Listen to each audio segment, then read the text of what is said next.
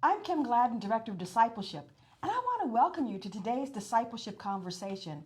We're going to be talking today about community discipleship. And that means a lot of different things to different people. So I'm hoping that you will join us in the chat room and be part of this conversation today.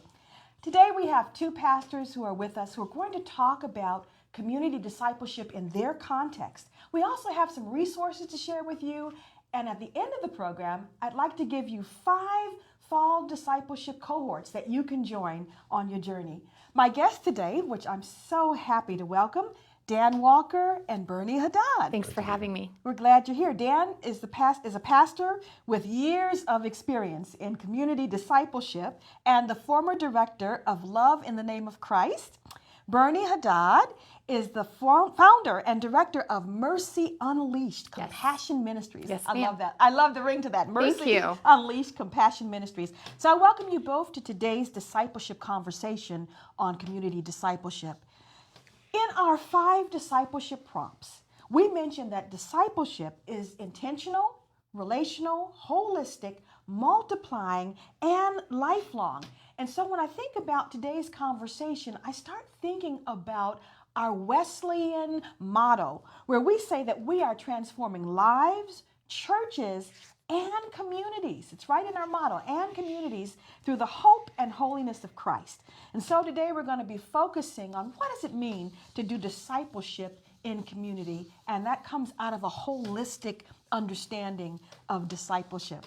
So Dan, I think let's start with you. Great. What does discipling the community look like in your context? Tell us a little bit. So I think key to that is that we moved to a new context 2 years ago, actually in July in 2017. And so we moved from Florida to Marion, Indiana, a small town community. And so really these first 2 years hopefully will look very different from future years. But there was a lot of listening when we first arrived in Marion. First listening to the Holy Spirit, but then also listening to the community. And really what flowed out of that was a focus upon the shalom of the city, peace, prosperity, the overall welfare of the city. And so prophetic lament was the first time that I really dug in and started reading Dr. Sun Chan Ra, and it really exploded this understanding idea of what it meant to be in the community and to be looking for the welfare of the city. And then most recently, I read Eldon Villafañe's book, Seek the Peace of the City.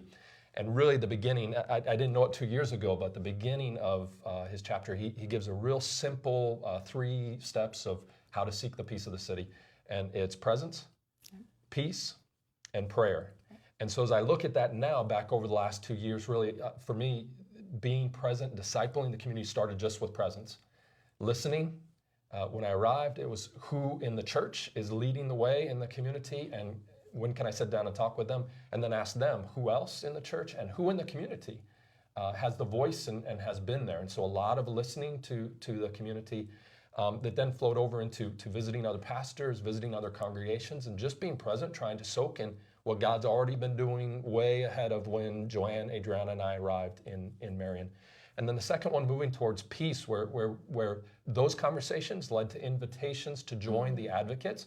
And really that focused around 2 things, really advocating for racial equity and for economic equity in our community. So I ended up in council meetings, I ended up in conversations and mediations and committees, and just being present in the community to start to join those who are already seeking that equity. And then finally prayer, which I think is the one that I probably did the most by myself and not in the community, but still was able to do a lot in the community, joining other churches in praying community. And like our city has a council, a prayer meeting in the city council once a week. And so I was able to join some of those early on. And so that really has been what community discipleship has looked like for me over the last 2 years. Recap those 3 P's, because sometimes that alliteration just helps us to remember. So presence, peace, and prayer. And prayer. Yeah, Presence, real peace, simple. and if you haven't read Eldon Villafañe, Gordon Conwell, he's been in Gordon Conwell for years and was a pioneer in the field of education across cultural bounds. And his multiple books, but Seek the Peace of the City is a great one. That's an amazing book. Yeah, it is. I have read that. Awesome. It's an amazing book. You know, one of the things that is really interesting for me, you were saying your context now is Marion, and I've been to Marion a number of times, but I'm usually on speed dial or speed direction to one or two locations. And I happened on one of my trips to get lost. Well, it's not surprising the way I drive. I saw a side of Marion that I had never seen before. I saw a side of Marion that I didn't know about. And so when you talk about the three Ps, I think that might be true for many of us. We perhaps have our attention or our energy or our activities might be in one part of a city, and there could be a larger context. Yes. So I saw that in Marion, and I was kind of shocked. I'm like, where am I? Right. Yeah, Willie James Jennings, in his commentary on Acts, he says that the church should be at the place where people are asking, why are you where you're not supposed to be? And I do feel like we have been stuck in the places where we belong. Absolutely. And that what we need to do is, Bernie, what you're doing, going to places where we don't belong, because that's where Jesus has already gone ahead of us. And he's calling us to follow and lovingly serve with him in those places as well. There's danger in that. And I say more danger sometimes to the community we're coming to try to love than to us, though there is dangers for Right. whoever the us is who's trying to cross a boundary. But I really loved what Willie James Jennings talks about, that, you know, people should be asking, why are you here? Right. I love Willie James. I did a whole course with him, and it's mind blowing. Yes. It was mind blowing. But when you talk about, I want you to talk for a minute about what are some of the shifts, because we're saying be in community, but it doesn't always come naturally, and sometimes people don't see that as a part of our discipleship. That's an optional piece. But what are some of the shifts that would be required in order for us to say that we're joining Christ in community? Great, and let me say, I think these are shifts that have hit me over the last 2 years, and I think may have value outside of what God is speaking to me. But the first one has been, you know, I've been an ordained minister for almost 20 years now, and in pastoral ministry before that. And really, it's centered around the pastor for me. And so one of the things that God has been doing in me is moving from a clergy-centric and a local church-centric ideology or model for ministry in the local context to what I would call a familia-centric model. And so in Marion, there is my local church, my local congregation, the Greater Wesleyan Church, and then there's the rest of the body of Christ. Right. So Joanne, who's Puerto Rican, my daughter, Puerto Rican as well, that La Familia model, like she has cousins everywhere, and if you're not related by blood, you're still Never a stranger. spiritual son, a Right. spiritual, I mean, every town we go to, there's a spiritual aunt and uncle, there's somebody there. And you know, I think about that in Marion, like when we go beyond the doors of our church, beyond our denominational doors, I feel like if we could move to that understanding that individual out there who is a follower of Christ with us, they're spiritual cousins. Some are a little more distant than others, some are close, but they're all part of the family. They're all the fam, right? And so that piece of shifting from that clergy-centric and local congregation-centric to the whole familia in a community, I think will do a lot to bring the true presence of the kingdom of God and the true presence of the church. And then the second one, and this also comes from Dr. Sun-Chen Ra and Dr. Villafane, but really Villafane highlighted this idea of moving from proclamation, the preaching of the word, which is really centric for the evangelical, for the Wesleyan church, the proclamation of the word on a Sunday or Saturday, Sunday weekend, to moving to what Jesus did, which was proclamation with demonstration. He spoke, and then he healed, and then he delivered, and then he fed, and it was like this really holistic model. And so I think if our words matched our demonstration, there would be so much difference in the community for us, that there would be a community discipleship taking place. And then the last one, and this has been really an eye-opener for me, and that is moving from mono to multi. I've always had a heart for multi, but I never understood the damage that mono does, and how hard it is to move from a mindset of mono to multi. And so particularly, I think ethnicity across racial boundaries, across generational boundaries, moving from really centric on marriage and married to married and single, all of these changes, moving from a male-centric to a male and female, which is bread and butter for the Wesleyan Church, but Yes. sometimes it's easy to speak about and harder to live out this idea of gender equity in ministry and in life. And so really for me, that it took a shift of moving each of those three areas, moving out of kind of the place we've been that has had good stuff that has happened and some bad stuff that has happened, and starting to shift to new models, not changing the gospel, not changing the message, but sometimes changing how it's in lived out and enacted in the local community. Kind of noticing the other. Yes. Noticing absolutely. the other. When I hear you talk about that, and it is a shift because, in our churches sometimes we have a culture that we're just comfortable with. Right. And that phrase, we've always done it this way. Yes. And we've always had this program, or we've always and so in terms of a community, thinking about community discipleship. What I hear you saying, and Bernie, I don't know if you hear this too, but what I hear you saying is that we've got to begin to expand our vision, or notice who is there or not there. Yes. And so I hear you saying that shift. One of the shifts would be to begin thinking. That's not always comfortable. People don't like shifting. Well, you have to be uncomfortable. Like he was saying, once you stay in the church, you're so comfortable, everything is so familiar, and that's how we've always done it this way happens and becomes key to the congregation. But getting uncomfortable, Jesus was continually in uncomfortable situations. His disciples were continually in uncomfortable situations, and that's what we have to do. But that sense of having to go to the uncomfortable to be in community could be an obstacle in some. It is. I want to talk for a minute about obstacles to community discipleship. I've had, actually I had somebody from my own church say, "Hey, Pastor, this is my safe place. Right, I've heard that. So this is my comfort place." And what they were trying to tell me is, I don't want anybody else here who's going to make me feel uncomfortable or make me have to deal with other things. This is where I come. This is for me.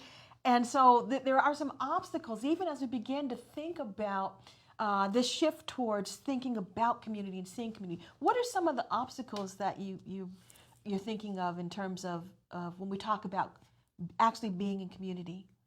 Yeah, I think that comfort is the number one for me, and Absolutely. it's particularly in a North American context. The comfort of the church and the difficulty to move beyond the life that we have built around us to go past that. And I'm the first to say, I need a place where I can be comforted, where I can be supported, where I can be encouraged. I don't face a lot of trials, but when I do, I need help. And the body is there for me. But there for me to be able to go back out into the uncomfortable places, to go back out into the I came not to be served, but to serve with Jesus, right? So I think that's the first obstacle is overcoming comfort for me. And the second one, and this is particular to me, but I think it's also particular to church ministry, and that is, I think we have fallen into a Messiah complex in ministry. So, my dreams for ministry was building a big church, doing great things, and so the next thing you know, God calls you to go, to give, to live, and my dreams translate that to I'm coming, here I am, look at me. And so moving away from that, and the way I have tried to fight against that is, particularly in coming to Marion, is not starting my own thing, doing my own thing, but instead looking for consensus, hearing the voices that are already there, joining, partnering with, collaborating with. So if that is not there, then for me it is really falling into the pridefulness, the Messiah complex, that really I think a lot of us have to fight. Some of us don't, but a lot of us have to fight. And our culture really affirms what good ministry is, and it looks like a lead who is successful doing great things. And so we have to fight that obstacle constantly. And the last one that I've seen over the last years and really fell into is you build an organization to empower and release, and next thing you know, you're spending all your time sustaining and preserving that organization. No one releases. Right. Right. So I think fighting that tendency to end up in organizational preservation that ends up where you're now fundraising to keep the doors open, to build the new building, to do that, and the new ideas are you're starting to, so overcoming that obstacle of turning inward to preserve the organization or to preserve the us, I think is a huge obstacle keeping us from being present in the community. We're going to be talking a lot about this issue of community discipleship. So I'm just inviting you to come on into the chat room because I know you have questions and comments. We want you to be a part of the conversation. One of the things that we've acknowledged here, and I think it's so important to say, is that it is uncomfortable. We've said that, we've said up front that this is uncomfortable. It may be against the historical pattern of a church that we've been, but where do you see like the biblical mandate? Where do you see the biblical motivation and impetus for this? I see it in Revelation. Revelation is at 7:5, where it says that the Lamb is at the throne, and around him are people of every nation, every tribe, every language. The Wesleyan Church, one of our founding principles, beyond the Bible, of course, is social justice. And making it so that we are comfortable with one another and that we don't acknowledge each other by the way we look, but by our hearts and our love for Jesus. So as pastors, I personally think if you're a pastor or if you're a Christian who is strong in their faith and you are very much a proponent of mixing it up on Sunday morning, go to a church where you don't look like everyone else. I attend a church that is 100% African American except for me. And as white as I am, I stand out. And it can be uncomfortable. But you know what? You can't preach it if you're not willing to walk it. You have to lead by example as leaders of the denomination, as leaders of the church.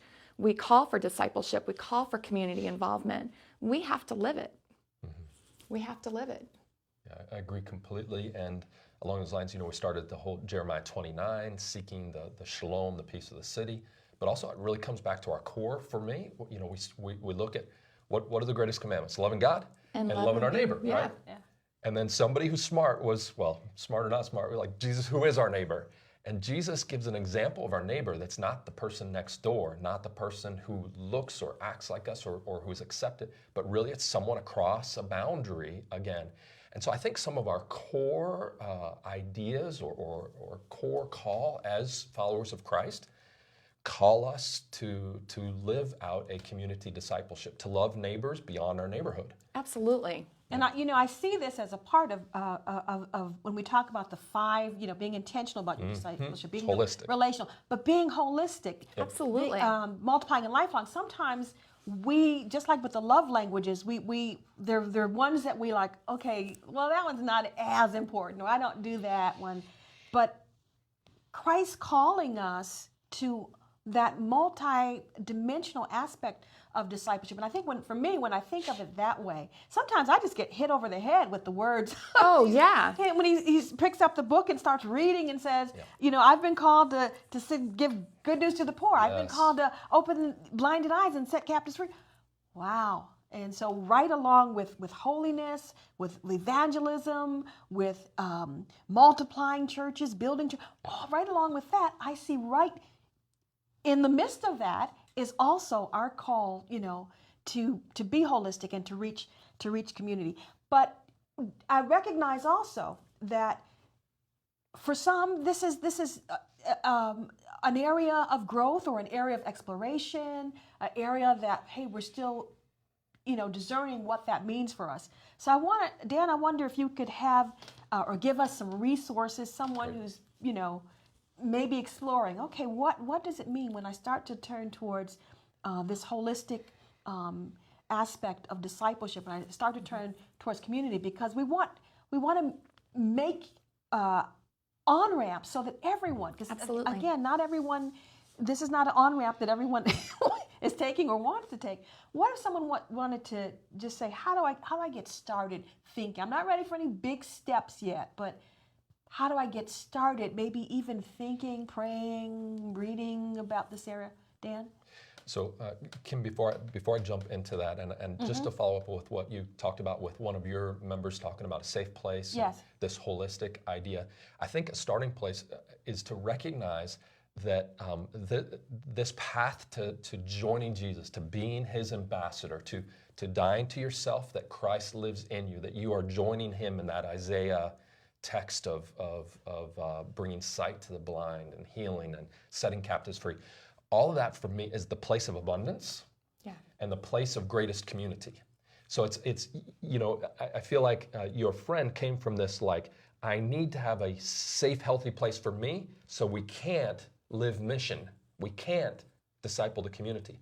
For me, this is a deprived and isolated and unhealthy place to only be within a small community. But it is in truly living out and joining the church, the whole body, in living that out in a holistic way, that we have the fullest community. It was when his life was on the line that Paul was rescued. Absolutely. By his brothers and sisters. You know what I'm saying? And so in that, I find lots of danger, lots of risk, but the fullness of life that so many of us are dying for. God, I want more. And he has the more for us if we can it step just out. doesn't look like what we thought it would look like. Yes. And so for me, it goes back. I started with, Holy Spirit, what do you want? You change something with us. So maybe some of you are in a season of change or in a place of asking God. And it started for me in the little front room of our house in Marion, where it was weeks of just listening, pray, sometimes silence, sometimes reading, sometimes praying. But it was listening to the Holy Spirit and then starting to listen to others as God directed. And then the second place I would recommend starting to connect is in books. And I think we have a book resource list available. We do. So, Provide it, Dan. Yeah, so there's some great books. I've mentioned some of them already today. Every time I talk to somebody, I find about another resource. We are resource rich right now. And so I would encourage you to connect with some of those resources. Some amazing folks like John Perkins, who's been doing it for decades. And then also some younger leaders. I personally just spent some time with Jonathan Brooks. He's Pastor Jay up in Chicago, and read his book, Church Forsaken. But some great books to start with. And then the last thing I would say, and it's coming up in just under 3 months, we're going to be back at CCDA conference in Dallas this year. And so if you're excited about some of this stuff and wanting to learn and understand more, join us at CCDA. It's Christian Community Development Association. It's really practitioners and educators across the nation who come together once a year, really live it out throughout the year, but then come together for an annual conference. And it's going to be 3.5 days out in Dallas together, really digging in together to some of that. And Kim, I know some of us have come over the last few years, and I just want to mention that at Wesleyan Church Leadership, we've been continuing conversation with CCDA leaders, with Ava, with Mark, and others over this last year since the last conference. The conversation has been rich and good, and I want to encourage, if you want to join that conversation as well, really there's an open door for joining that conversation, that you can reach out to Kim or to myself, and we'd love to have you be a part of that conversation as we're moving towards Dallas this year as well. I'll be there. Great. Fantastic. I'll be there too. Hey, listen, we've got some rich conversation going on in the chat room. Let me just read something. Awesome. Because we as Wesleyans, we come from many different places. And this comment says, social justice is a quasi-political construct that is more interested in doing nice things than offering Christ. So how would you, this is someone, that's their legitimate feeling. How can we respond in love? What would you say? I would talk about biblical justice. Oftentimes, people talk about different aspects of what social justice is: racial equality, trying to help with the mass incarceration problem, trying to help with all of the inequities that people are talking about. But I think that the biblical justice there is that Jesus was continually in situations where he reached out and he had relationships with people that were not the people expected him to be with. That he always was reaching across the aisle with the women I mean, how many women did he use to teach us incredible things in the Bible? I know what this person is saying, and I understand it. And we live in a very toxic environment right now, especially with social media, where things are flying around and people think more about themselves and their experience, and it's difficult to see the whole picture. And I pray that through the work that we're doing, and when we get to talk about what I'm doing, I pray that through this work, we can do better and that we can help people understand what we need to do, what those next steps are. You know, I think for me, when I think about it, I think about say that term, just, you know, because you just say those words, and for some it's like a trigger. Yeah. But let's take away the term, and let's just talk about what does it mean to love God and love neighbor. And Well, that means you love everyone. oh, everyone? Everyone. Oh, You I'm supposed to love everyone? You love your gay neighbors. You love your Muslim neighbors. You love the immigrant at the border. And you want to help these people. You love people who don't look like you. You love people with different skin color. You love people who hate you. That is what we're supposed to do. And when we talk about people, you had mentioned that when people come into church, it's their safe place. And, well, where are all those other people supposed to go to church? So we have all these Christians out there. Maybe they have too many tattoos for someone's church. Maybe they're gay. Maybe they've got these situations in their lives where they're seeking God, but they don't have all the answers. Well, what church are they supposed to go to if they're not welcomed at our churches? Where do we send them? There is that dynamic tension Absolutely. of I think lifting up the whole, because we lift up the love, but we also lift up holiness. We also Absolutely. lift up evangelism.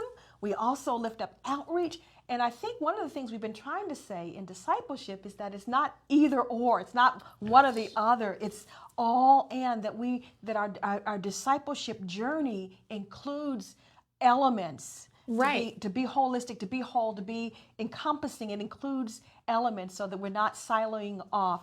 But now I want to turn, Bernie, Yes. since I'm looking right at you, bring you into this conversation also. Your ministry work is in transforming prison communities. It is.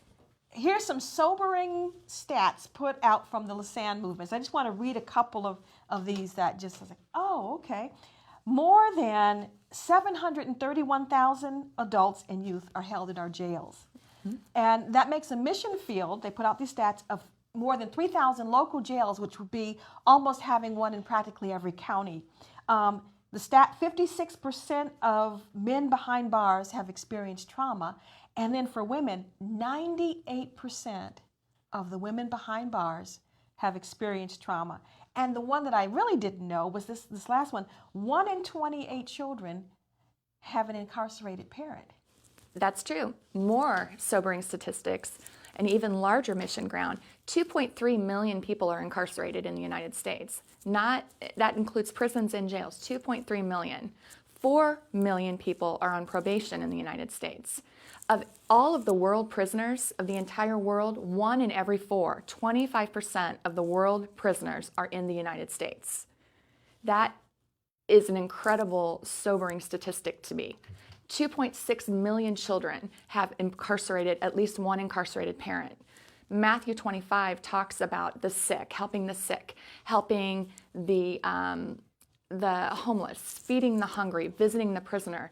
Well, if you lock up dad for a drug offense or whatever he's done, you lock up dad, maybe dad was the breadwinner, now mom has to get a job. Maybe they can't afford their house anymore. I mean, Matthew 25, it just totally just covers up all of prison ministry.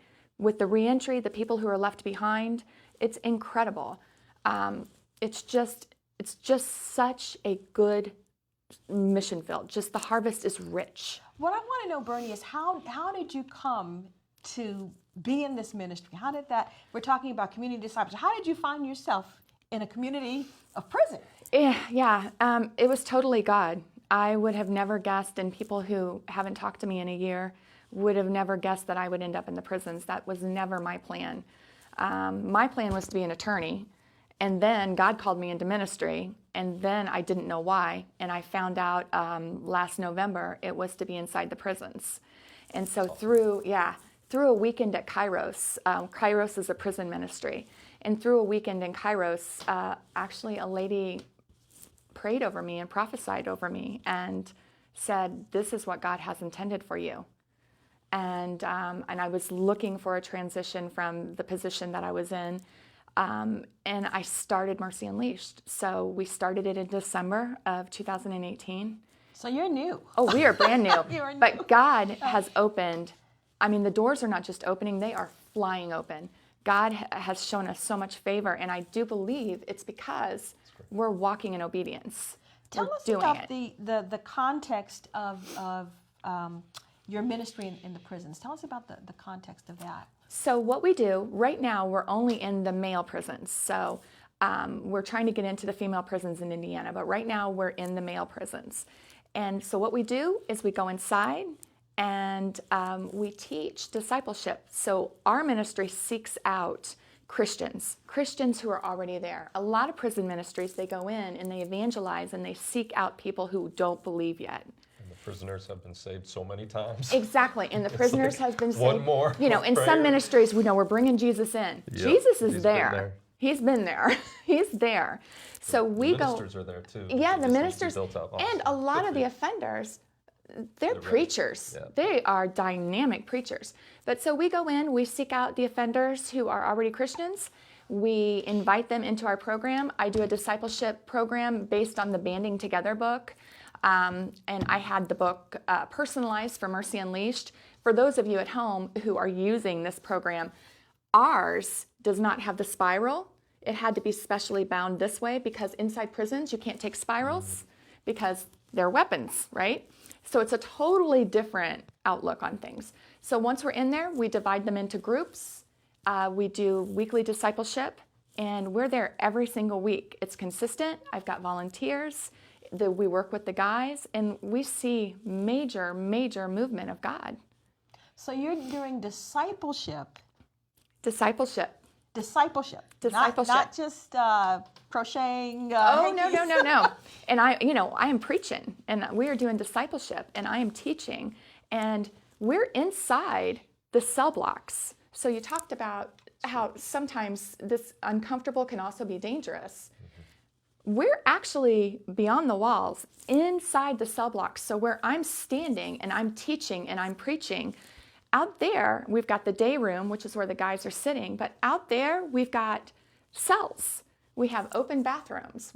There's no doors in prison except the cell doors. So we've got all that they do is right there. Wow. We are in their house. And I think that makes the big difference, frankly, because we're in their house. We came to them. We seek them out because God seeks them out. And it's just been an amazing experience. We have had people that have come to Christ and joined our discipleship group because they wonder what's going on. What's this group? Why are all these women in here? And they come and they join our discipleship group. We've had conversions from Islam to Christianity. We've had people be able to restore relationships with family members, with children, and all through discipleship. God can do amazing things, so we shouldn't limit him. If drug dealers can be inside the prisons and locked down 23 hours a day and still run a very successful business, God can use these men, equip them, and raise them up to be spiritual leaders of their home. And that is what he's doing. He has always used the most unlikely of characters to do his work. The broken, the women, the people that other people wouldn't talk to. That's who he uses. And I believe that he is going to do great things inside the prisons. Awesome. That's exciting. Exciting to hear that discipleship is happening Oh, yeah. on a deep and consistent level, Oh, yes. using some of the same materials that we use in the church that Yes. is happening in the prisons. What are some of the obstacles? Well, one obstacle that I have is it's very difficult to get men to volunteer for this ministry. My husband explained it that you've got men on one side who are really fascinated with prison. He said you don't want them. On the other side, you have Christian men or men who are of faith but are a little hesitant to go in, and he said, they don't want you. In the middle, there's a few men, and those are the guys I'm looking for, who have an interest, and they're also believers, and they'll go in with me. So I've only got 2 men that are helping on a consistent basis. But inside the prisons, they're so thankful for whatever can come in, whomever can come in, that being a woman is not an obstacle, which is amazing. And another obstacle is a lot of people who want to serve inside the prisons are because they are ex-offenders themselves. They're Christians, they're ex-offenders, and they want to go in and help. And there are rules about that. There are rules. We do get ex-offenders to go in with us, but there's all different kinds of rules that we have to abide by. And then just security, you have to be approved, and that's a process. What about stigma? I'm going to bring something up because I know a church from some previous life. But anyway, the Angel Tree, you've heard of Angel Tree? I have, through Prison Fellowship. Yeah. And some people feel like, well, hey, they're in prison, they deserve to be there, and Off with their heads. Off with their heads. I don't want any help. I don't want anything made available to them. They just They shouldn't have done what they did. Yeah, they're yes. just getting their just desserts. And that is why the ministry is named Mercy Unleashed. The word mercy to me means giving somebody what they need, not what they deserve. And we have to unleash that mercy. The United States, on a whole, I don't find to be a very merciful population. We are a very off with their heads. Crime is crime. If we lock them all up, then we won't have crime.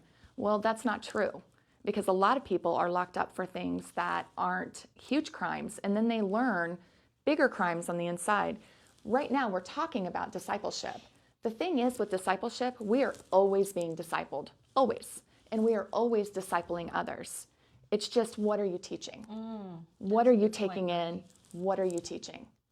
And when you're in prison, you're being discipled. There's all kinds of people in there who want to teach you things. How to be a better criminal, how to join a gang, how to know Christ. So we have to bring that in and teach true discipleship in a biblical way. And so that's what we do. And I think this also goes back to what our friend posted, the question about social justice as well. Really, for me, a turn happens when I start hearing of la lucha, the struggle of the individuals, and then join them in their struggle. And when their struggle becomes my struggle, then I'm a little less judgmental of, like, they deserve it. And I'm more understanding of, like, the struggle is hard, the struggle's real. And so it moves for me from a social justice or a prison politics, and how do we look at that, to a loving those individuals and looking at the systems because they're affecting those individuals. And so really, it's, for me, is the rubbing shoulders of those that are hurting, those that are struggling, those that are in la lucha, that then changed and continues to change my mindset towards an embrace instead of stand off, and they got what they deserve, kind of, or they need to be receiving this. Yeah, and the thing is, you don't know what you don't know. So if you're born into a situation where your parents are hustling on the streets, and that's the profession that they do because that's what they know, then that's what you know. A family business. It's the family business. Yeah. That is what you know. Yeah. You don't know anything else. You don't know what it looks like to live in the suburbs and to go to a nice school, and that's just foreign to you. Bernie, what are some of the fruit that you've seen? As I think about this whole concept of discipling community, there are just so many different places where back to loving. And it doesn't mean excusing or ignoring or covering over, but loving. There's so many points where this can be seen. But what are some of the fruits you've seen from your discipling? Well, and what's on anything you want to tell us about that's happening that you just want to share? Or? Yeah. The fruit has been really good. For example, one of the purpose of discipleship, is go forth and make disciples, is for it to multiply, so that I'm not the only one in there making disciples. So my guys that we work with, they are multiplying. So when they're not with me and our volunteers, And they're discipling their cellmates. They're discipling at their jobs that they have. And most prisoners have jobs. They're discipling. So that's growing. That's how we're getting new guys in. Here is an amazing story. We had a guy that was inside one of the facilities where we're at, and he received my book. He was at one of the classes, and then he got transferred to a level 1 facility, which means he's getting ready to get out within a couple years. So several weeks ago, I started getting emails from people I did not know that said, my son is in this facility and someone has this book and he's talking about discipleship and my son doesn't know what that means. Can you help him? I received 2 emails from 2 different moms. So I responded back and said, technically, because we can't have relationships with their family members. So I told them, I said, I have to refer you to the chaplain. So they contacted the chaplain. Then the next thing I know, I have an email from that facility. Awesome. And now we're in there. Awesome. Wow. And we met with those guys for the first time last night. So you're multiplying. We're multiplying. and you're doing being intentional, relational, holistic, multiplying. Yes. For some of them, lifelong. Right. Yeah, And that's the thing. Uh-huh. Sometimes it is lifelong, Yeah. and maybe their cellmates aren't lifelong, so they're continuing to multiply. They're continuing to grow and mature, and we walk alongside them on their Christian walk. Other good fruit is reconciliation with family members. I've got one guy who was really upset that his kids won't talk to him. They won't talk to me, they won't talk to me. And we told them how to write letters. When you write a letter, don't talk to them about you so much about, I'm so sorry, why won't you talk to me? Rather, write a letter that's more light. Here's 20 things about Dad that you didn't know. And now he's getting a response. Awesome. So they're easing into it. Their job, even if they're offenders on the inside, their job is still to love God and love people. And part of those people are their families. Men are called to be spiritual leaders. And we help to equip them to do that. You're saying that they're doing that from the prison? Yes, I'm actually holding a conference inside a prison in January where I'm focusing on discipleship and discipling your family from beyond the walls. Awesome. Wow. Yeah. Love it. Bernie, that's great. Yeah, it's going to be really exciting. So they can parent, they can influence, they can lead. They don't have to be right there, but they can do it. They can be involved. So that's what we're doing. That's some great fruit. As we talk about this, I just want to bring a quote. I read something about, as we talk about this concept of community in discipleship. I'm all excited now just listening to the 2 of you. But I want to get a response to you both from this article. It was from Crew, and it was an article on community discipleship. Mm-hmm. And here was a quote. It says, America today is a nation of individuals, and this impacts the way we live, think, and believe. This worldview deeply affects our faith, for individualism is an understanding of the world that has as its epicenter the individual soul. In other words, for Americans, the most important thing is the individual, not the community, which is perhaps why Mother Teresa referred to America as the most socially impoverished country in the world. She could see no visible community. So, wow. Yeah, that's big. I don't know that it's wrong. I think one of our issues, even within the church, is we're very individualistic.